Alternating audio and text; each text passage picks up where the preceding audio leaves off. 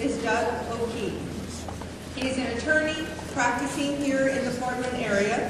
His firm, the Amore Law Firm, represents people that have been injured in various kinds of accidents, including automobile, trucking, and construction site accidents.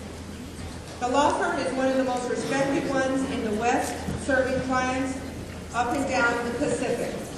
Mr. O'Keefe attended the University of California Hastings College of the Law, graduating in 1999, and practiced in San Francisco for 7 years before moving to Portland. He's a member of both California and Oregon state bars. He currently lives in North Portland with his wife and 2 young sons and enjoys biking and hiking with them when the weather permits. He's here today to talk about his commitment to NDD program, or End Distracted Driving. Central Catholic, please give a warm welcome to Mr.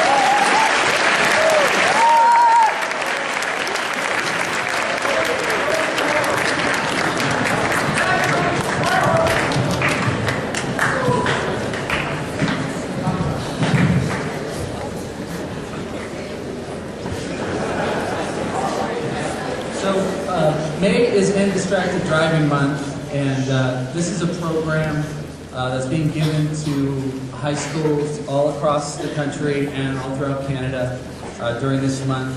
The program was started by a man named Joel Feldman. He's a trial attorney in Pennsylvania, and his daughter was struck and killed by somebody that was distracted behind the wheel. So I want to thank Ms. Murphy and Central Catholic for having me here.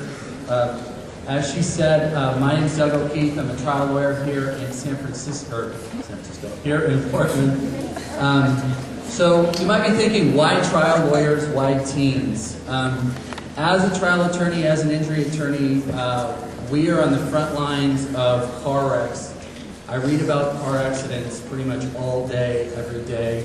I spend my time reading police reports as to why accidents happen and medical records as to what happens to the people that are involved in the accidents. I'm not here to say that distracted driving or texting and driving is a teen problem, because I really don't believe that it is. I think it's everybody's problem. I see plenty of car wrecks caused by adults that are distracted for any number of reasons.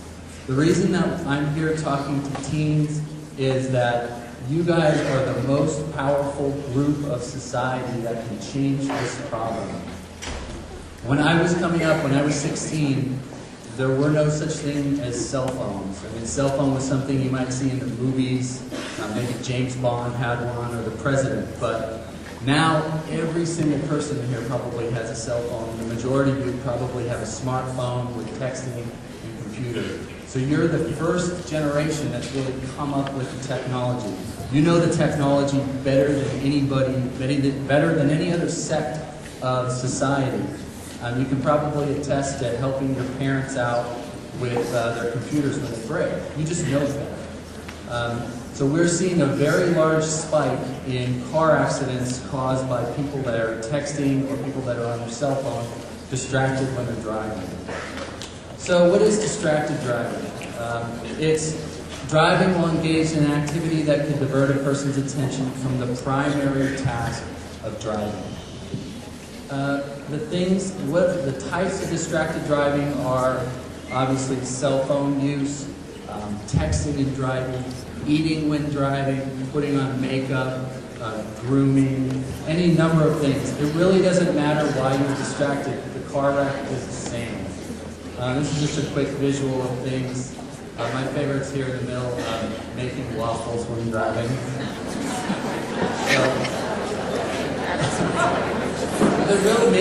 There's 3 main types of distractions when you're driving. The first is manual, taking your hands off the wheel to do something besides driving. The second is visual, looking in a spot that's other than the road ahead, or maybe your mirrors, or what's going on outside the car. And the final one is cognitive, thinking about something besides what you're doing behind the wheel. Now the thing that's especially bad about texting and driving is that you're doing all 3 of these things. Your hands off the wheel, you're looking away from the road, and you're thinking about something else. So texting is really probably one of the worst things you can do when driving. This is a short video taken on a city bus by one of the passengers, taking a look at what the bus driver is doing.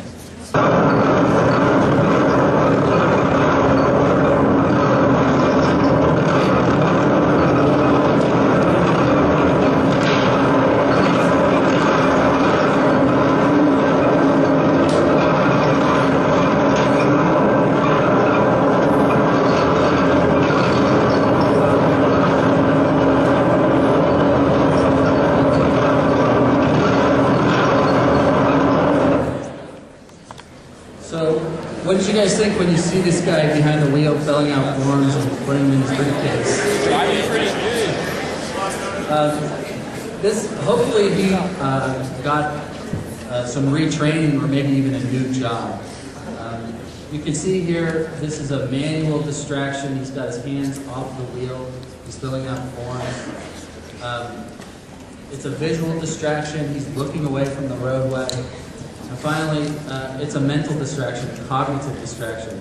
But by my estimation, I think the bus was going maybe 45 or 50 miles an hour. I can tell you a bus like that probably weighs 40,000 pounds, plus whatever passengers are on there. This Jeep coming the other way, if they collide, there's going to be a really, really violent wreck. So, who drives like this? Has anybody here been in a car and seen the car in front of you kind of list off the roadway and suddenly come back, only to see it do it over and over again? Or maybe you're at a stoplight or driving down the street and you see the person looking down or obviously not paying attention. And have you guys been in the car with your parents while they're driving and they're just doing something that they shouldn't be and not paying attention? I think most drivers have driven distracted. I certainly have. I think the worst example that I can think of for myself is I was at a stoplight in Napa, California, the second car back from the red light with cars on either side. And the light changed and all the cars went. I was looking at my cell phone making a call. And so I let my foot off the clutch and I rolled forward. And when I looked up at the last second, there's a guy sitting on a Harley Davidson, and I hit the motorcycle in my car. He jumped off. Luckily, he wasn't that hurt. He was certainly super angry with me, wanted to punch my lights out right there in the intersection. But that was really a wake-up call for me. Aside from the damage to his motorcycle, he really wasn't that bad, but I could very easily really hurt this guy. And so that was a wake-up call for me to put the cell phone away and just concentrate on driving. I mean, cars are very large and powerful, and they can do a lot of destruction. So why do people do this? Why do we have this idea that we can do two things at once? I think that one of the main reasons for this program is to re-emphasize that driving itself is a primary task. It's not a secondary activity. I know a lot of people, I have certain family members that only ever call me when they're in the car, and you can hear it. And one of the main reasons I'm here today is to try to refocus the fact that when you're driving a car, you should pay attention to driving a car. Does anybody know the legal limit for drinking and driving? Point away. If you're under 21, it's any alcohol, but for the rest of us, it's point away.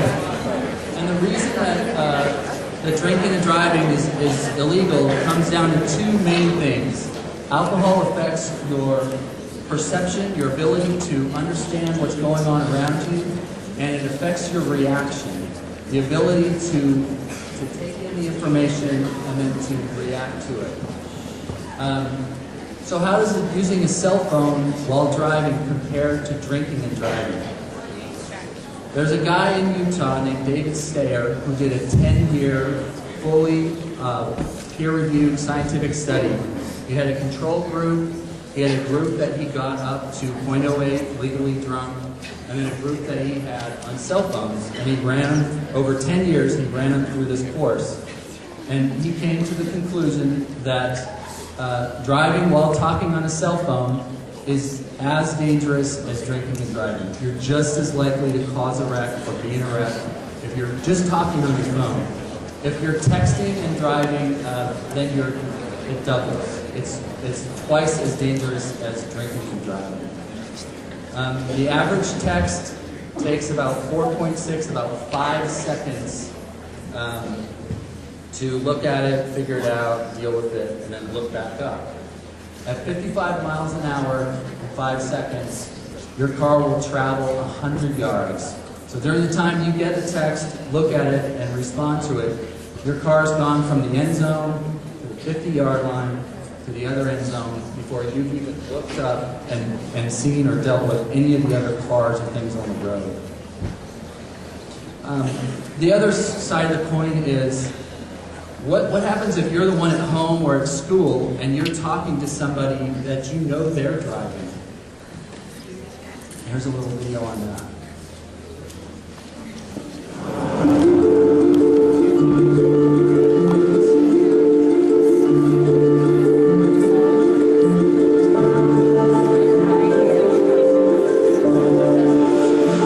Ashley would text hundreds of messages every day. That was the way we kept in touch. We would definitely text more than we talked. Mariah was a multitasker extraordinaire. She could text better than anyone I know. She could be having one conversation with me, completely focused, while having a text conversation with somebody else. When you do something 7,000 times a month, you tend to learn where those 26 letters are. We would be at school, at home, movies, bowling, driving, not even looking at her phone, just simple, insignificant, useless, whatever it may be. About anything and everything. Just a way to pass the It time. didn't matter where we were constantly texting. This is my sister. She was looking at my message that I had just sent her. When she looked up, she had clipped the median on the left-hand side of the road. Her truck flipped, and as it was flipping, she was actually ejected through the driver's side door, and she landed in the ditch about 300 feet from her truck. People will tell you over and over again, it's not your fault. But knowing that you were the person that she was talking to when she was killed. Just having a highway patrol officer write in a report that a text message sent at 12:05 is the reason that she is dead is not something that will ever go away. If I could talk to her one last time, I would just say I'm sorry.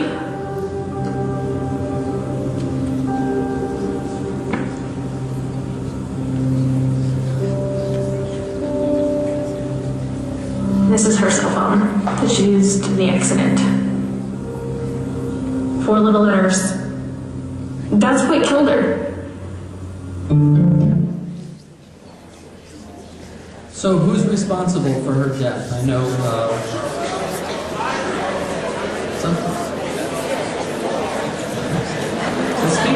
the speaker feels that she's at least partially responsible for her death. And my question is, how would you feel if you were in that situation, you were on the phone with somebody who got in a wreck? Would you feel guilty or feel at least partially responsible? It could be scary to be in a car with somebody who is distracted, and it's sometimes pretty tough to speak up. Hey guys, this is my teenage friend Rachel. She's cool. Hey. Hey, could you watch the road? Hey, could you watch the road? Okay. Alright, well, if we die in a car crash, I want to donate my eyes to my neighbor Gary. He has a boat, and he sails all around the world. I would love to see that.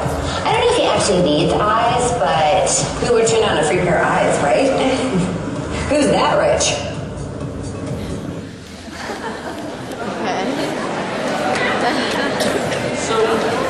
Just like I think most of you would have second thoughts about getting in a car with somebody who's been drinking, you really should take a moment and think about getting in a car with somebody who's on the phone or texting, because basically it's the same thing.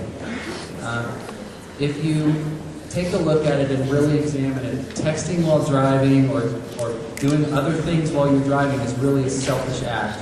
You're putting your wants in front of the safety of yourself, in front of the safety of your passengers, and for the safety of the random people that you might come into contact with. You never really think about it, but people associate drinking and driving as a dangerous thing. Your vision's impaired, your judgment's impaired. If someone were to ask me to drive down the road and close your eyes for 5 seconds or 6 seconds, I would never even attempt that. But then if someone asks, read this text message and respond to that in about the same length of time, well, that would be no problem. I've done that numerous times in the past before this accident. I was on my way home, I had my girlfriend in the car, and I was just reading a text message, responding. I was looking up every couple seconds or so, like I always did. And I just hear a loud scream next to me, and the next second I look up and I see a bicyclist crash into the windshield.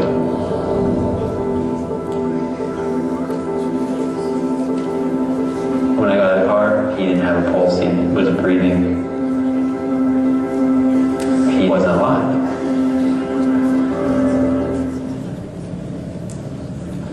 I sent one stupid, meaningless text, LOL, and killed the man.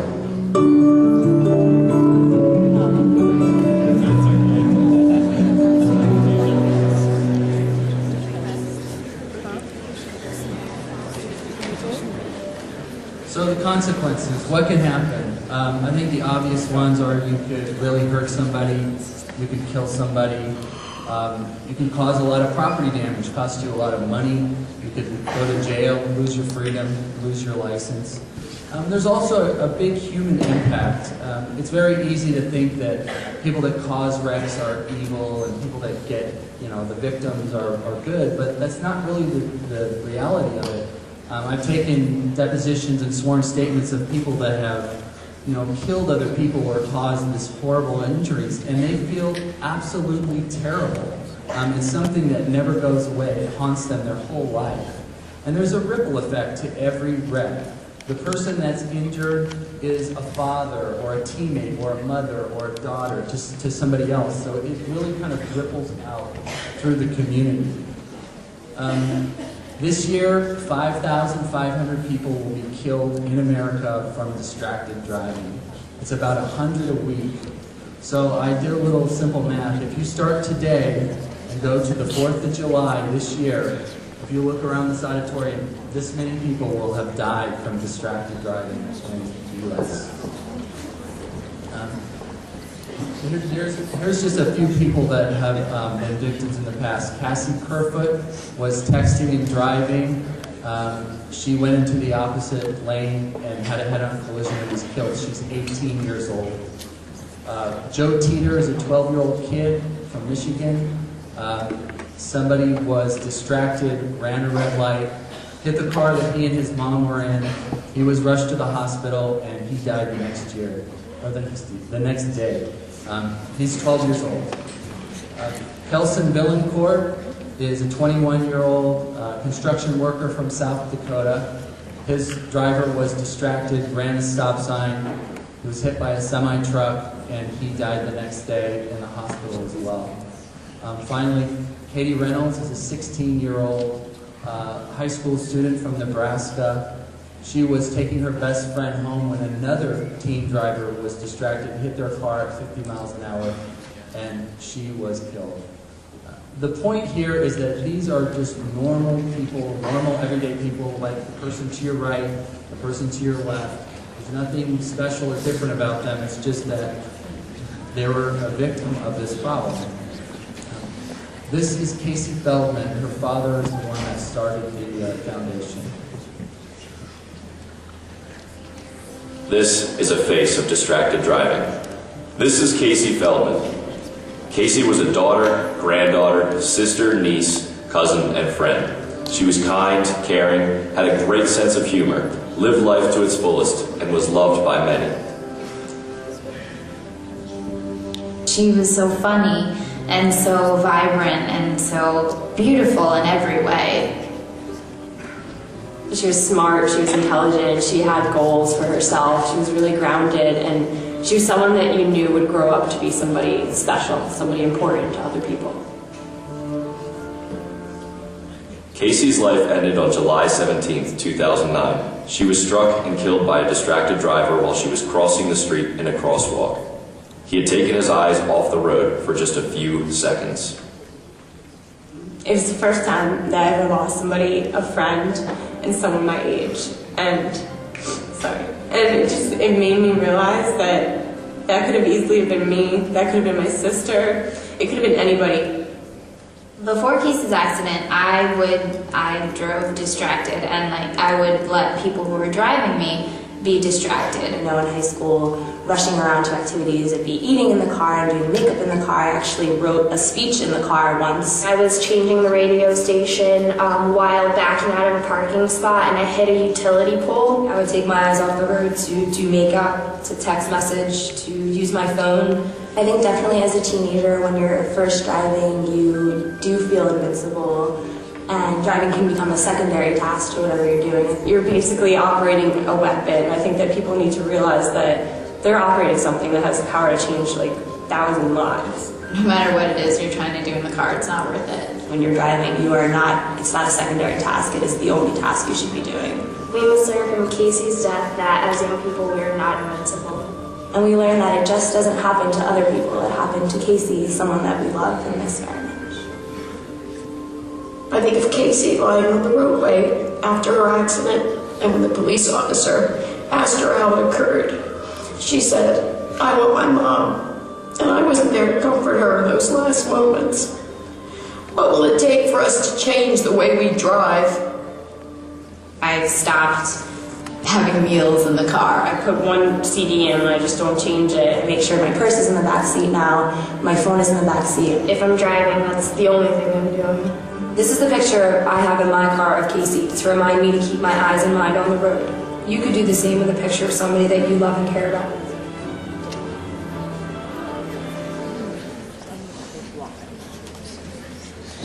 So it comes down to choice. And what's the choice? How many people in here are drivers? Let me see a show of hands. How many people drive? Everybody that drives a car or a truck or motorcycle, bus, whatever, you have a choice to be safe and to pay attention to what you're doing or not. There's a few simple steps you can take to be a safer driver. We've got some pledge forms. If you're interested, they're going to be distributed in your 7th period class. And if you want to participate in the program and sign, there's going to be a raffle for some gift certificates to Powell's Books. But the steps that you can do is to drive without texting, to drive without making or receiving calls or texts, to tell the people that you're going to be visiting when you're leaving and not to call you or contact you while you're on the road. When you're alone, you can put your cell phone or your computer out of your reach. You can pull over to take a call. There are very, very few things in life that you can't stand to be 1 or 2 more minutes late to.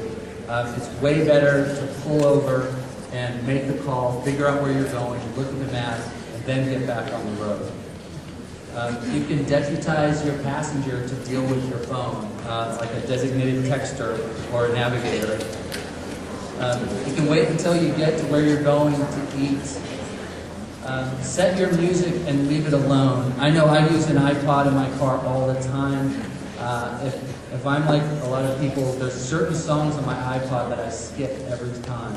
So you can go through your iPod and just get rid of those songs.